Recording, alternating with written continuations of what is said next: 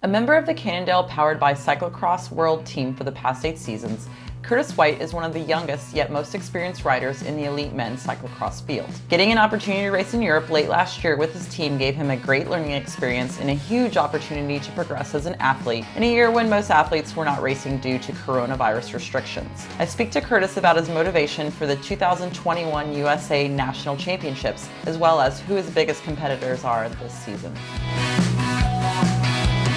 We have a run of 3 World Cup races in America, which has never happened before, followed by an additional 12 or 13 races in Europe. Where is your head at? Because it's just so different than what we've had in the past.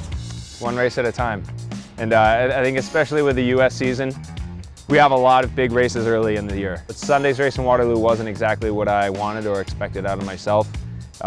We had some chaotic circumstances around the race. We had rain that just hit before, 5 minutes before the start line. We're all on Grifos, high pressure, and then we're making pit changes to get on lower tire pressure, and then we changed to mud tires, and we were really reacting to the conditions. I wasn't able to get ahead of it as much as I had hoped, and then it caused a little frustration on my end. I wasn't handling my bike well. I crashed a couple times, and I wasn't at my best that day.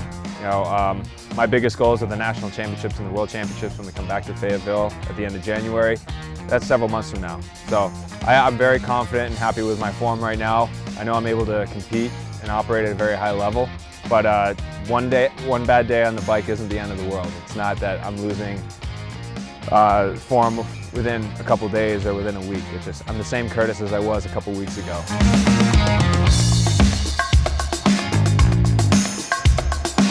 We had no racing in America last year, so how did that affect you personally as well as professionally as a racer?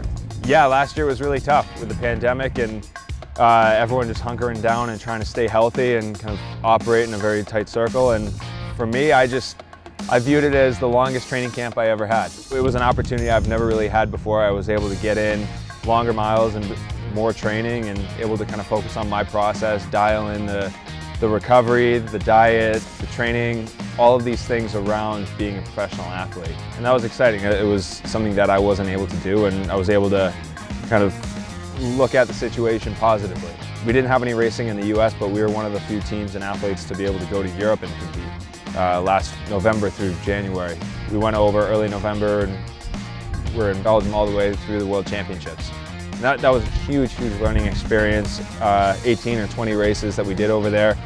It was the only place in the world we could go to compete. But again, the partners of this team, Cannondale, SRAM, Zip, Challenge, Giro, all of our other partners and sponsors, they made it possible for us to go over there and to compete. Last question, who do you feel is your biggest competitor? I feel like the level in the US is pretty high right now. Kerry Warner certainly on he's on good form right now. Gage Hecht, our national champion right now. Lance Haydet has shown himself to be really strong recently. Stephen Hyde.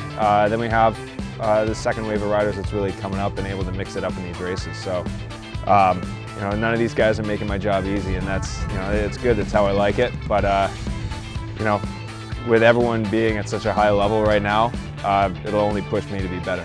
I'm confident in my training, I'm confident in my ability. It's one race at a time.